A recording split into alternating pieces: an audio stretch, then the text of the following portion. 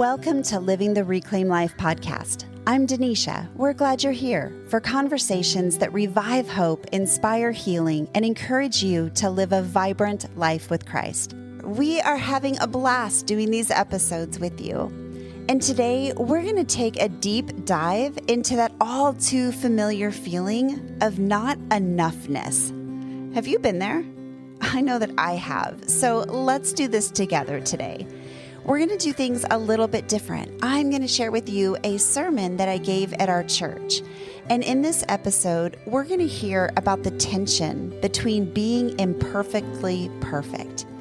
And friends, sometimes we have to remind ourselves that what we bring is enough. And you know why? Because Jesus is enough. And what he does with what we give him is incredible. Our lack of qualifications, our own insecurities, our not enoughness. When we give it to him, we get to watch what only he can do. And so I hope at the end of this episode that you will see that God only needs a little to do a lot. I want to encourage you to stick around till the end of this episode. We have a free gift for you that you are not going to want to miss. So let's kick off with an honest moment from my life where I can vividly recall a moment of tension with my kids that I think you're going to get a laugh out of. And I hope that it helps you to feel that wherever you are in life right now, you are not alone. Enjoy this episode. You know those nights where your children inform you at 7 o'clock at night that there is something they need for school the next day? That they forgot to tell you. And so it was after dinner time. I had made it through work day, I'd made it through homework, I'd made it through dinner time, and then they said, oh, tomorrow is Spirit Day, and we're supposed to wear camouflage, but we don't have camouflage.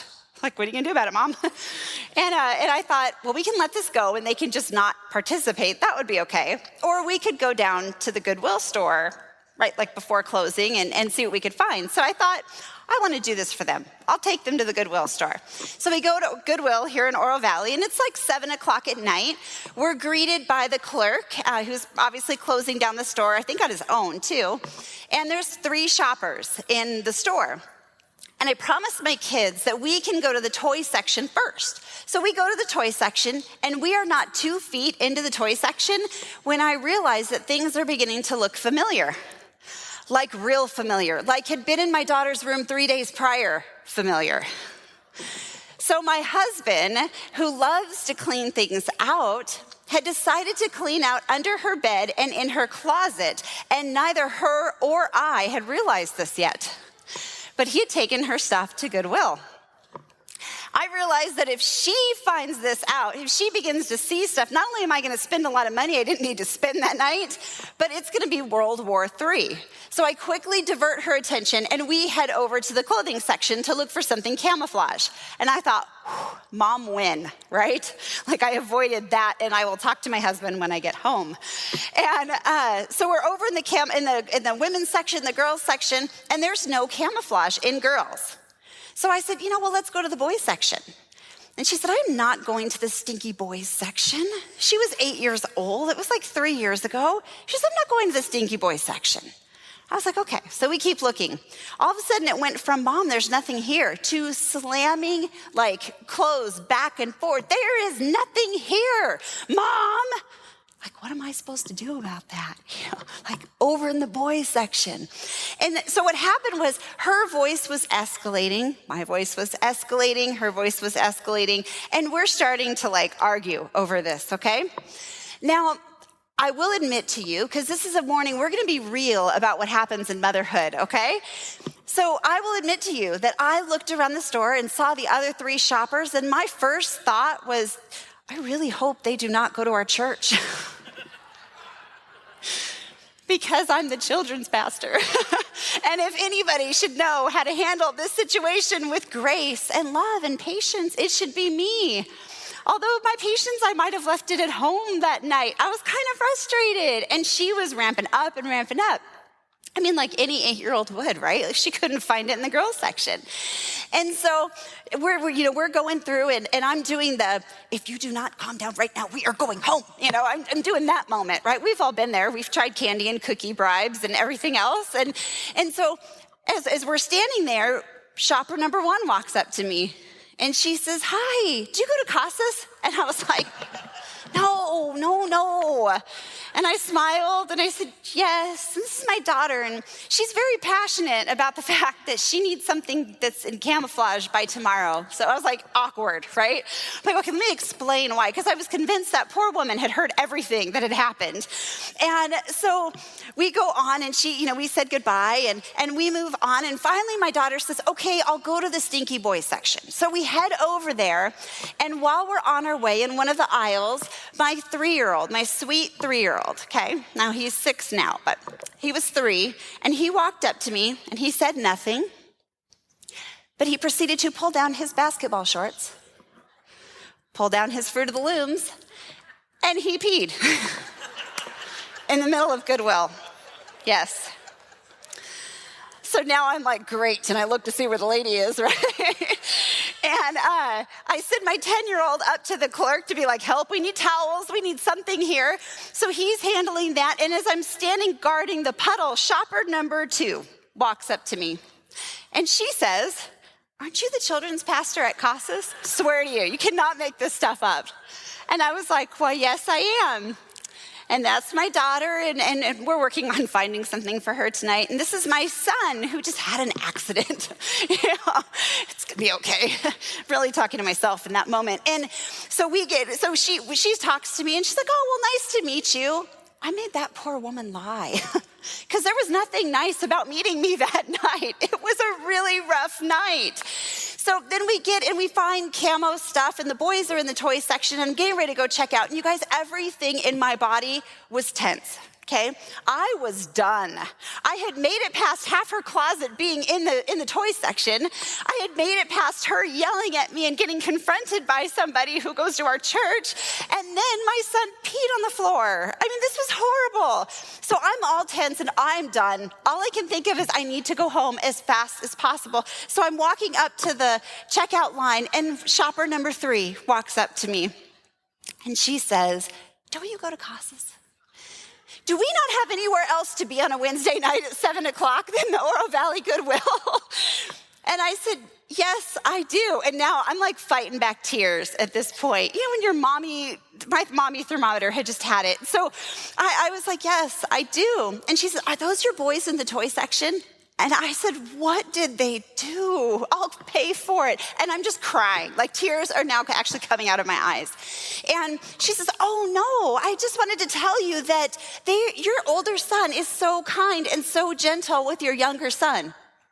Now there's a river coming out my eyes, because I'm not sure if I'm crying because I'm frustrated and wound up and my nerves are shot, or if I'm crying because she's telling me in a moment where I was pretty sure I was failing that I was actually doing something right. And I said, "Oh," and she said, "I just thought you should know," and walked away. So shopper number 3, if you were in here in this service, I just want to say thank you, and my children, thank you for turning my night around that night. And so we checked out and we walked to the car, and by this time it's pouring down rain, like monsoon style pouring down rain. And I'm crying and crying, and I think I just needed the release. Like, I'm crying the whole way to the car.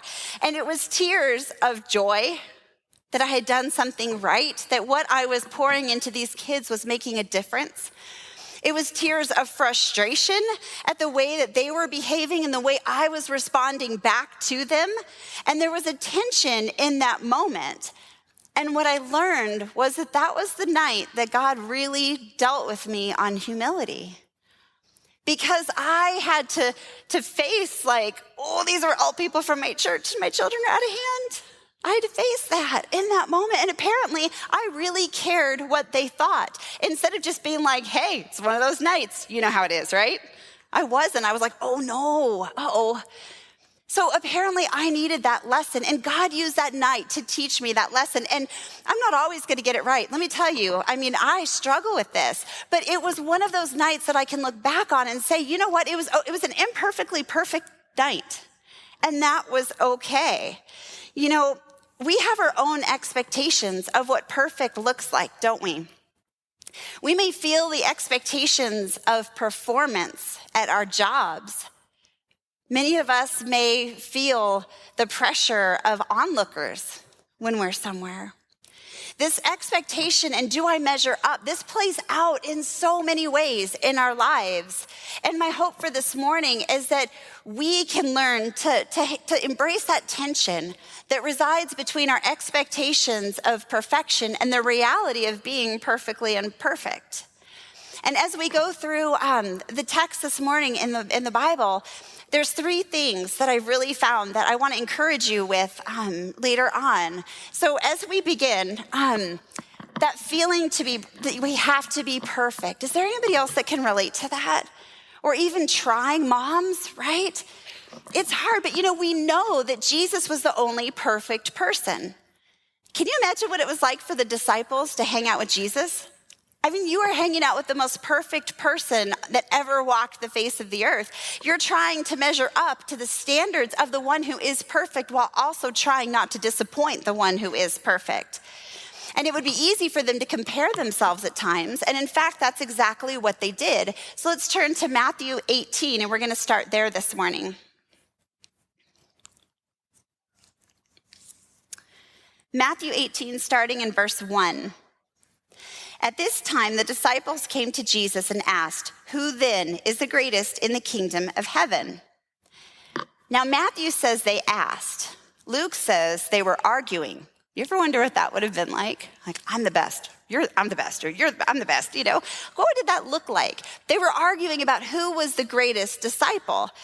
And some of us might call that comparison. Some of us might call that competition. But I think if we're honest, we do this too. We wonder how we measure up. What do we look like through their eyes?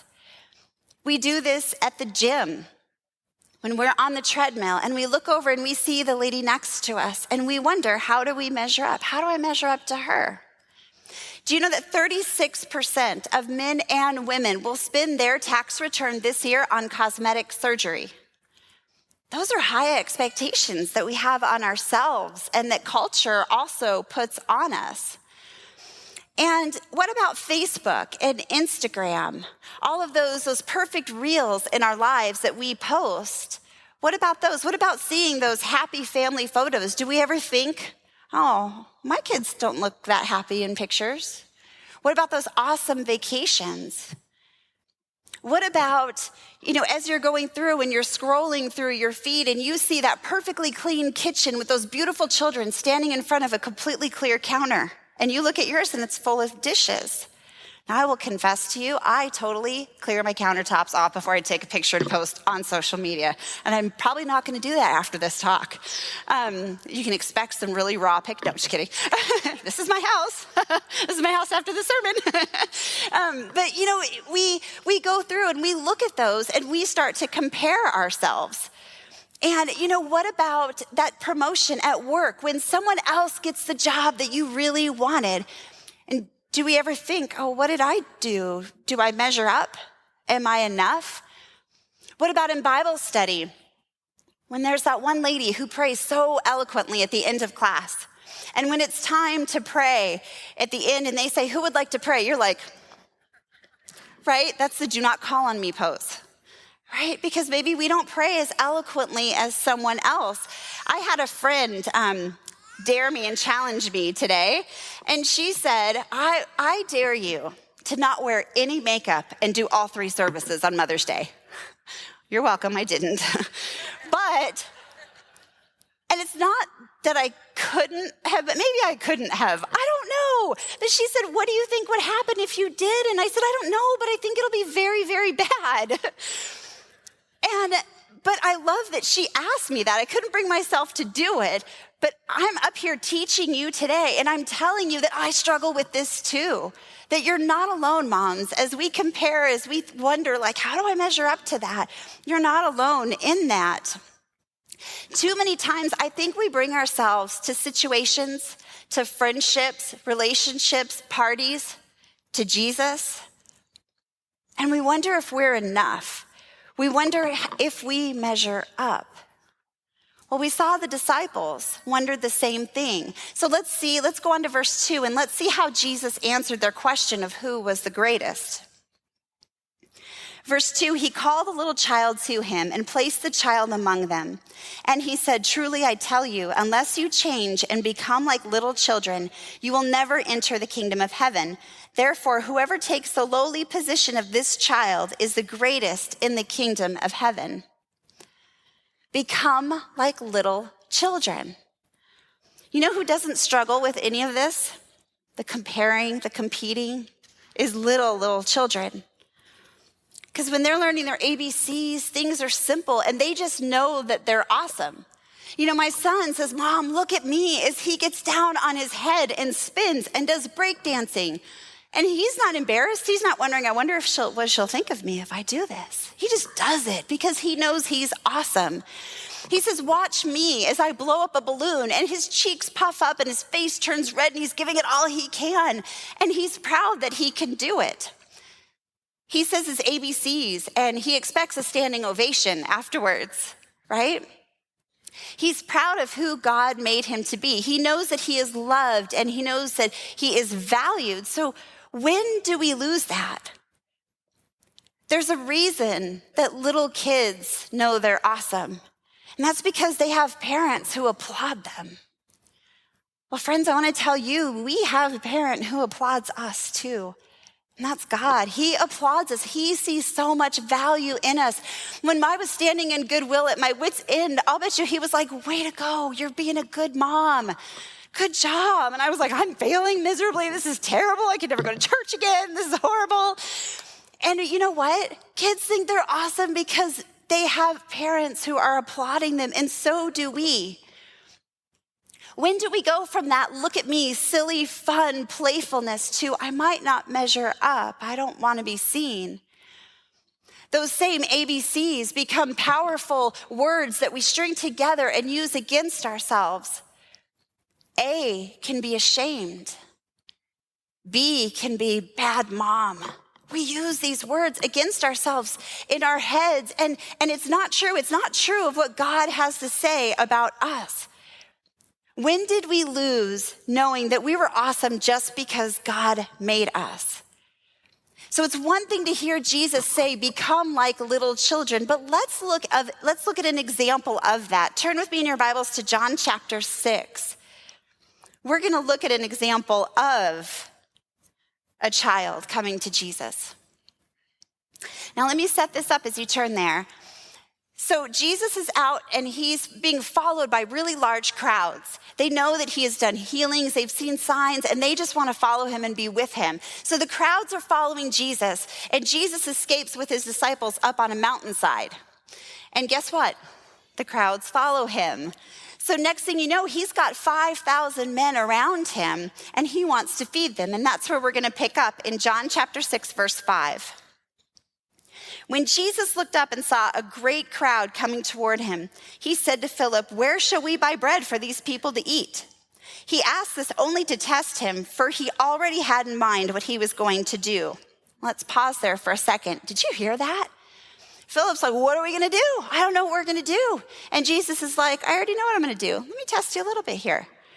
Now, isn't that awesome? So when things surprise us in life and we go, what are we going to do? God is not sitting on his throne saying, oh, I don't know. I didn't see that one coming. I'm not sure what I'm going to do about that. He already knew what he was going to do. I love that.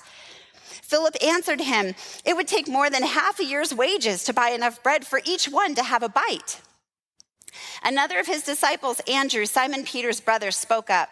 Here is a boy with 5 small barley loaves and 2 small fish, but how far is that going to go among so many?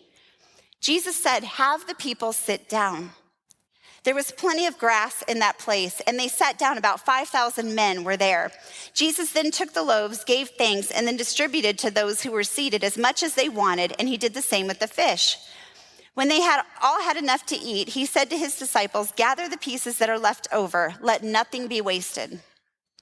So they gathered them, and they filled 12 baskets with the pieces of the 5 barley loaves left over by those who had eaten.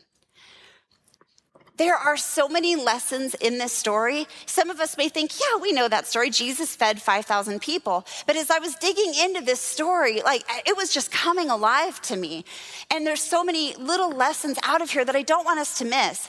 Number one, Jesus used a child to do this miracle. Now, in this culture, children were overlooked. Women were overlooked. When they say 5,000 people were there, that was only the men. That was not the women and the children. So children were often overlooked. Now, many of us, if Andrew had come to us and said, hey, I see you have a lunch there. Could we have it? We had all these people to feed. We would have been like, no, right? I would have said, ask someone else. I don't have enough. Yet this little child was like, here you go. It's only a little. And you know what? It's not even really good. We think of 2 fish, right? In preschool, when we teach our kids about this story, we pull out 2 fish and 5 loaves of bread. But in reality, they were not eating sushi that night. It was not like a whole fish. It was a fish paste or like a jelly. How yummy does that sound? So not only did this little boy not have enough, but the quality of what he had to offer wasn't even really good. But the boy was like, here you go. Let's see what you can do with this. His 5 loaves and 2 fish would only have fed about 1 to 2 people. But after Jesus got a hold of it, it was worth 8 months of wages, about 200 denarii. That's how much it would have taken to feed 5,000 people just a few bites. And yet Jesus got a hold of it, and there's 12 baskets left over. He tells us to become like little children. We may approach Jesus like it's not enough. What I have it's not enough, so I'll hide it over here. What keeps us from having the courage of the little boy to allow ourselves to be seen even when our little is not enough? So what if we didn't hide that?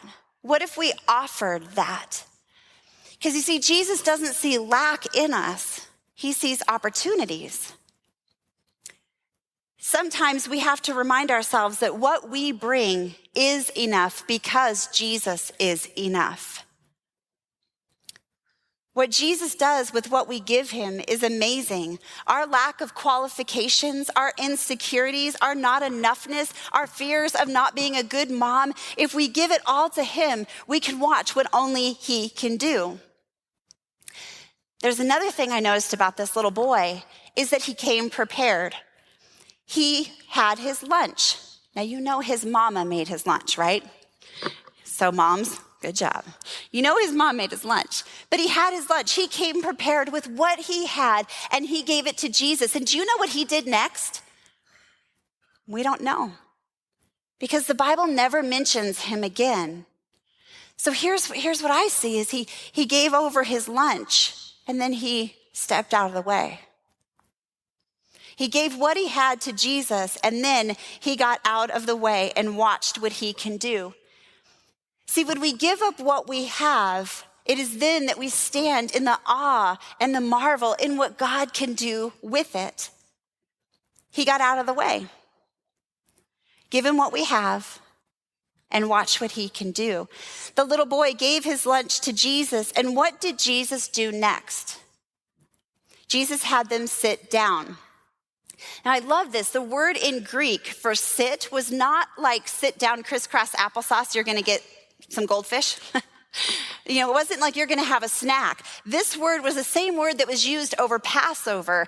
The reason that Judas was reclining on Jesus, and it's anapasian.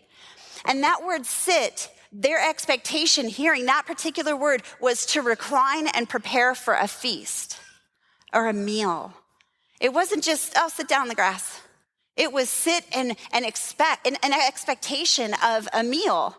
And I thought that was really cool. The little boy gave what he had to Jesus, and then Jesus gave the next direction. Who gave the next direction? Jesus did. Yeah. Did you notice that the little boy didn't try to tell Jesus what to do with his lunch? Do you ever find yourself trying to control? Try to tell God what to do with what we give him? I know that I do.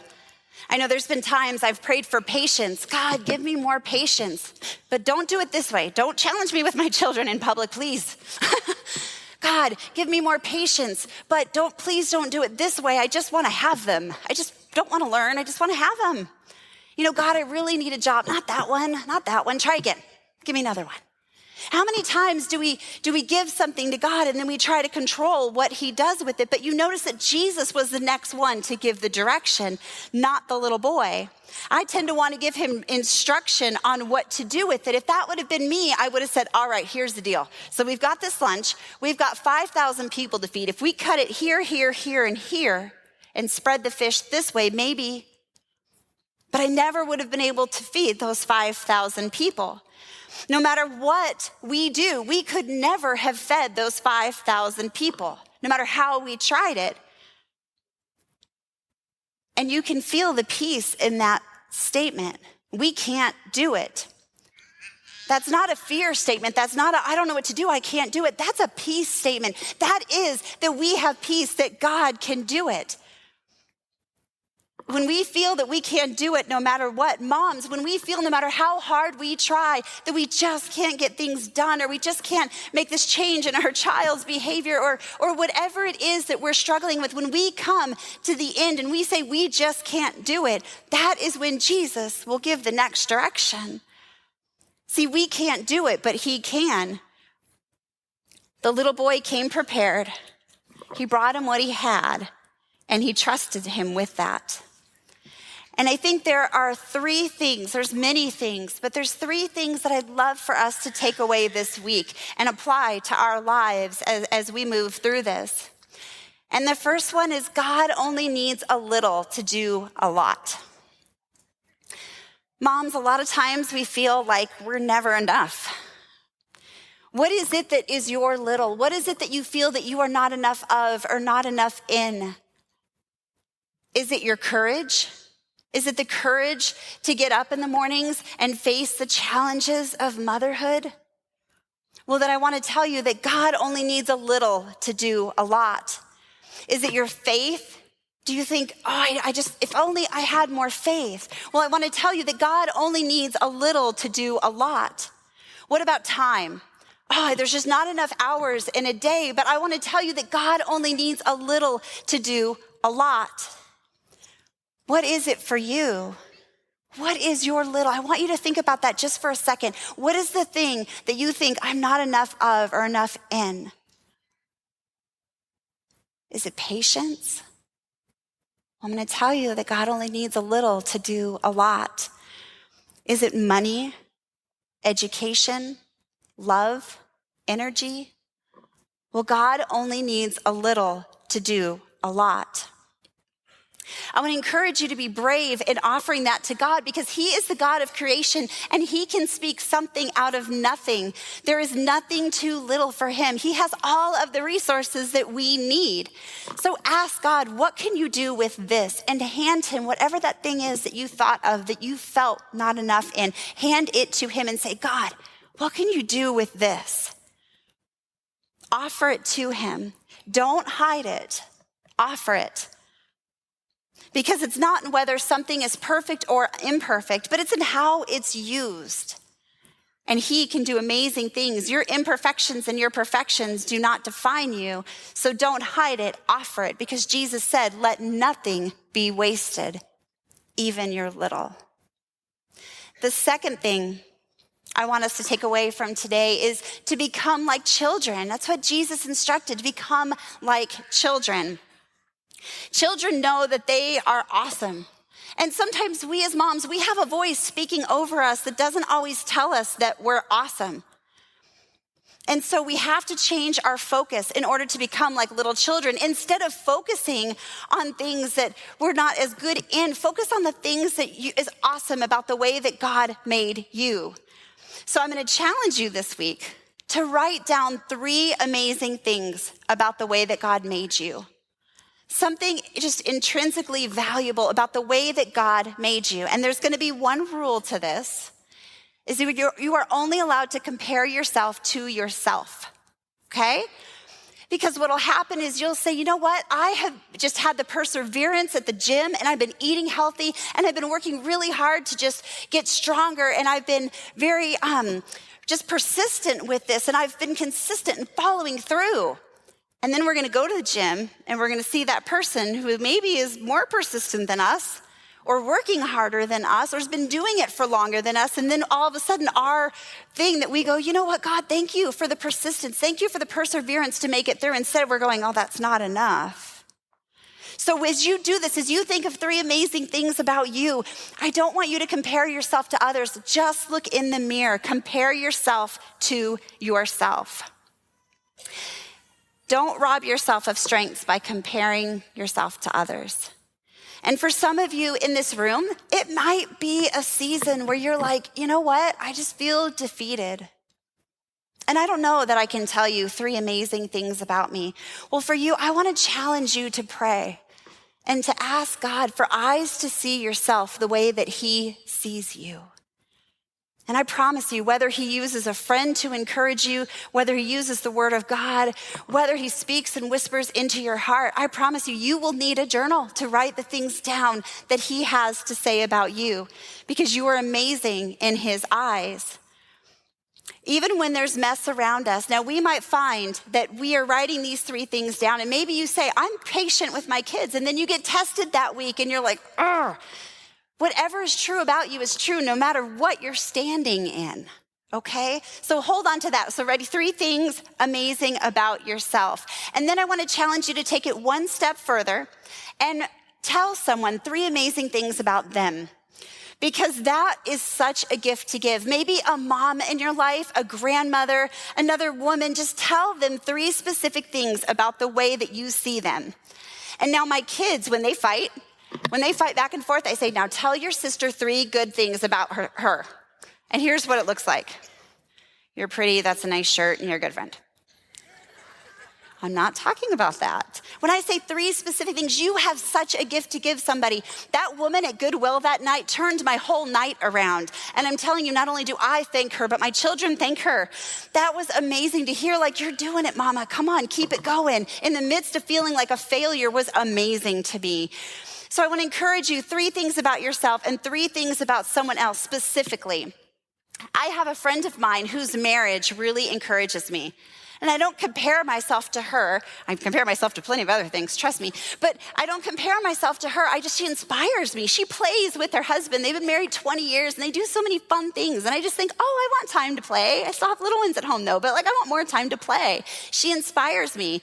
And I have another friend who is just raw and real on Facebook. There's pictures of her with no makeup, and there's pictures of her looking glamorous. There's pictures of her house a mess, and there's pictures of her house sparkling clean. And I love that about her. She's so real, and she helps me. I watch her and I go, oh, I might be able to do that. See, she could get up here today and she could preach with no makeup on and have no problem.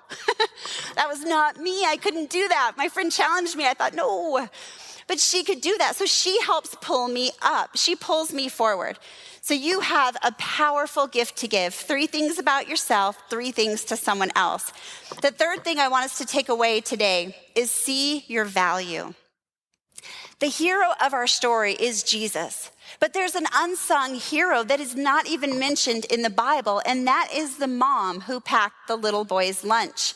See, she's never even mentioned in the Bible, but in that culture, this boy, the word that they use for boy would be under 11 years old. And so somebody packed his lunch. His mom, a mother figure, packed his lunch for him. And so imagine that she got up early that morning, and she packed the lunch just like any other day. And what she doesn't know is that the effort that she puts in to this lunch with her provision is going to feed 5,000 people through the hands of Christ. See, she doesn't have enough food for 5,000 people, but Jesus does, because Christ is enough, yet we never hear from her. But what if that mom had not packed that lunch? Maybe there were times she felt unseen in the day in and day out. And moms, maybe you feel unseen or invalued, and you need to be seen. You want to be seen, to wonder if you're even making a difference in the world around you. Well, I want to tell you that the tragedy is not if we're seen by others, it's when we don't see the value in ourselves. And we don't have to be the greatest. We just have to be who God made us to be. So give to God what's been given to you and see yourself through his eyes. You are so, so valuable. And moms, I want to tell you today that sometimes we forget how amazing Jesus sees us. Sometimes we forget that, and we need to be reminded. So this morning, I want to tell you what Jesus sings over you, and I want to tell you how he sees you. And in order to do so, we're going to relearn our ABCs, okay? Are you with me? All right, we're going to relearn our ABCs. You ready? All right. A, you are accepted and adored. B, you are his beloved. C, you are called and chosen. D, you are delighted in. E, you are enough. F, you are forgiven. G, you are covered with his grace. H, you are his helper. I, you are important. J, you are justified. K, you are kingdom-minded. L, you are loved by the one who is love himself. M, you are made for a purpose. N, you are never alone. O, you are an overcomer and an obstacle breaker. P, you are positioned for purpose. Q, you are qualified. R, you are redeemed. S, you are stronger than you think. T, you are transformed. U, you are unique and you stand unashamed. V, you are victorious. W, you are worthy. X, you are exceptional. Y, you are yoked to Jesus. And Z, you are zealous for God. Ladies, I pray that you keep those truths in your heart, and then that is the voice that is speaking over you. I don't know about you, but truth is like water to a thirsty soul for me. And we hope that hearing the words that Jesus speaks over you encouraged you today. And we want to put those ABCs in your hand, along with a free printable that you can print out, put on your bathroom mirror, or wherever you're going to see it regularly, to remind you of the truth of what God has to say about you. So go to the show notes for this episode. It may be labeled description on where you're getting your podcast, and you will find a link for a free 15-page ebook that we put together just for you. You can download the video of these ABCs and also a printable that you can share with a friend, because we all need it. And friends, today, remember that God only needs a little to do a lot. Thanks for joining us today. I pray you found hope in today's conversation and maybe even feel a little less alone in your story. Stay connected with us on Facebook and Instagram at Reclaimed Story. Want to learn more about living a reclaimed life and how you can be a part of our growing community of reclaimers? Check out our website at reclaimedstory.com. All of those links and more will be in the show notes. And if you enjoyed this inspirational podcast, be sure to subscribe, rate, and review. That is a huge help in helping us reach more people to live the reclaimed life. Thank you so much for listening.